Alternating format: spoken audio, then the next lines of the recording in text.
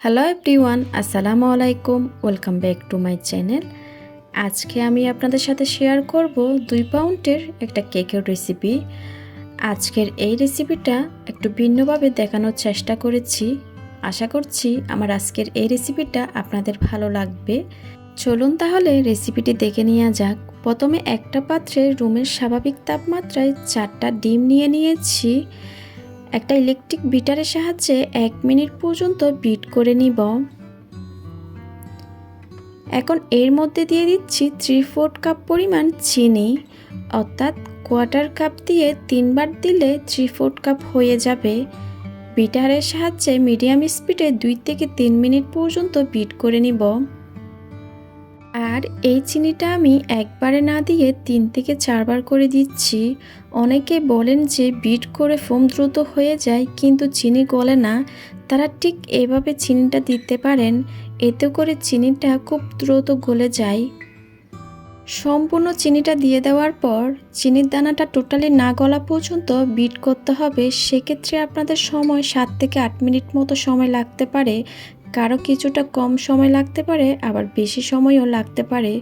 কোনো কিছু লিখলে যদি লিখাটার সাথে সাথে মুছে না যায়, তাহলে বুঝতে পারবেন ডিমের ফোমটা একদম পারফেক্ট হয়েছে। এবার দিয়ে দিয়েছি 1 চা চামচ পরিমাণ অরেঞ্জ ইমালশন। আপনারা আপনাদের পছন্দ অনুযায়ী যে কোনো এসেন্স ব্যবহার করতে পারেন। আবারও বিটারের সাহায্যে আমি 10 থেকে 15 সেকেন্ড বিট করে নিচ্ছি। আজকের এই কেকটাতে আমি কোনো তেল ব্যবহার করব না। মিশিয়ে নেওয়া হয়ে গেছে, বিটারটা সরিয়ে নিচ্ছি। এখন এর মধ্যে সব শুকনো উপকরণগুলো দিয়ে দিব। এই জন্য একটা ছাঁকনি নিয়ে নিয়েছি। এর মধ্যে নিয়ে নিচ্ছি 1 কাপ পরিমাণ ময়দা। আপনারা তীর ব্র্যান্ডের ময়দাটা ব্যবহার করার চেষ্টা করবেন। 2 টেবিল চামচ দিয়ে দিচ্ছি কর্নফ্লাওয়ার। 1 চা চামচ দিয়ে দিলাম বেকিং পাউডার। 1 চিমটি পরিমাণ বেকিং সোডা দিয়ে দিয়েছি। আর 1/4 টিস্পুন পরিমাণ লবণ দিয়ে দিলাম। এখন এই শুকনো উপকরণগুলো চেলে নিচ্ছি। চেলে নেওয়া হয়ে গেলে খুব আলতোভাবে সব কিছুকে একসাথে মিশিয়ে নিচ্ছি। এই পর্যায়ে কোনোভাবে তাড়াহুড়া করার দরকার নেই, খুব আলতোভাবে সব কিছু একসাথে মিশিয়ে নিতে হবে। 10 মিনিটের জন্য 160 ডিগ্রিতে ওভেনটা প্রিহিট করতে দিয়ে দিয়েছি। মিশিয়ে নেওয়া হয়ে গেছে, কেকের ব্যাটারটা পুরোপুরি তৈরি। এখন 8 ইঞ্চ মোল্ডে সম্পূর্ণ ব্যাটারটা ঢেলে আমি বেক করে নিব 25 থেকে 30 মিনিটের জন্য। চলুন তাহলে 25 মিনিট পর ফিরে আসি। কেকটা ওভেন থেকে বের করে নিয়েছি। আমার সময় লেগেছিল 30 মিনিট মতো। সময়টা কারো ক্ষেত্রে বেশি বা কম লাগতে পারে। কেকটা ঠান্ডা করে স্লাইস করে নিয়েছি। আমি 2টা ভাগে স্লাইস করেছি, আপনারা চাইলে 3টা করতে পারেন। একটা 10 ইঞ্চি বোর্ড নিয়ে নিয়েছি। বোর্ডে সামান্য পরিমাণ ক্রিম দিয়ে কেকের একটা স্লাইস বসিয়ে দিয়েছি। আমি সুগার সিরাপ ব্যবহার করেছি। অবশ্যই স্পঞ্জ কেকে সুগার সিরাপ ব্যবহার করতে হয়। পরিমাণ মতো ক্রিম দিয়ে প্যালেট নাইফের সাহায্যে সমান করে নিয়েছি।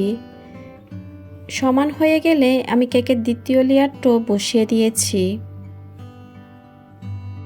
দ্বিতীয় লেয়ারও সুগার সিরাপ দিয়ে দিয়েছি।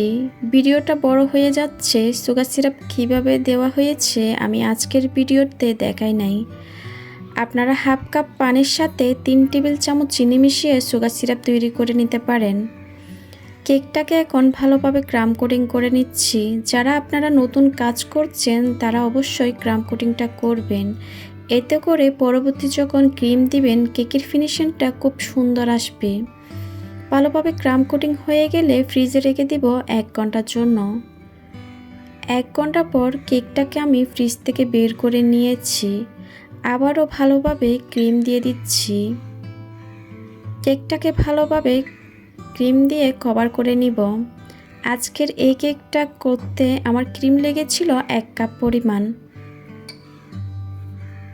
আর এই ক্রিমের রেসিপি আমার ইউটিউব চ্যানেলে দেওয়া আছে, আপনারা চাইলে ওইখান থেকে দেখে নিতে পারেন। আপনারা দেখার সুবিধার্থে আমি ডেসক্রিপশন বক্সে লিংক দিয়ে দিব, আপনারা চাইলে ওইখান থেকেও দেখে নিতে পারেন। এবার একটা স্ক্রাবারের সাহায্যে কেকের সাইডে স্মুথ একটা ফিনিশিং দিয়ে দিব। কেকের সাইডে যখন স্মুথ ফিনিশিংটা চলে আসবে, প্যালেট নাইফের সাহায্যে কেকের উপরও স্মুথ একটা ফিনিশিং দিয়ে দিব। প্যালেট নাইফের সাহায্যে যতটা সম্ভব স্মুথ একটা ফিনিশিং দিয়ে দিচ্ছি। স্মুথ একটা ফিনিশিং চলে আসলে আমি কেকের সাইডে ফুল তৈরি করে নিব। কিছুটা ব্যাগে আমি ক্রিম টুকিয়ে নিয়েছি আর নজলটা 1M নজল দিয়ে ফুল তৈরি করে নিচ্ছি। আমি কেকের সাইডে চারিপাশে আমি ফুল তৈরি করে নিব। বলে বোঝানো যাবে না, আপনারা একটু স্ক্রিনে লক্ষ্য করুন ফুলগুলা কিভাবে তৈরি করা হচ্ছে। আপনারা চাইলে ডিজাইনটা এভাবেও করতে পারেন, আর না হয় আপনাদের পছন্দ অনুযায়ী যে কোনো ডিজাইন করতে পারেন। আমার চ্যানেলে অনেকগুলো কেকের রেসিপি আছে, আপনারা চাইলে ওইখান থেকে আপনাদের পছন্দ অনুযায়ী যে কোনো কেকের রেসিপি দেখে নিতে পারেন।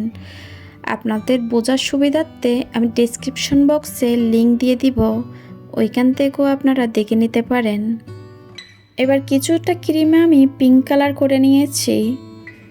ছোট ছোট করে কেকের উপর ফুল তৈরি করে নিচ্ছি। সম্পূর্ণ ফুল তৈরি করা হয়ে গেলে আমি অফ ক্যামেরায় কিছু সুগার বল দিয়ে দিয়েছি, কেকটা দেখতে যেন আরও সুন্দর লাগে। আমি আজকের কেকটা খুব সিম্পলভাবে ডেকোরেশন করে দেখিয়েছি। আশা করছি আপনাদের আজকের রেসিপিটা ভালো লাগবে। ভালো লাগলে প্লিজ আমার চ্যানেলটা সাবস্ক্রাইব করবেন, সাথে থাকা বেল আইকনটি ক্লিক করবেন। আর আপনাদের কোনো প্রশ্ন থাকলে সেটা আমাকে কমেন্ট সেকশনে গিয়ে কমেন্ট করে জিজ্ঞেস করবেন। আজকের মতো বিদায় নিচ্ছি, সবাই খুব ভালো থাকবেন। আল্লাহ হাফিজ।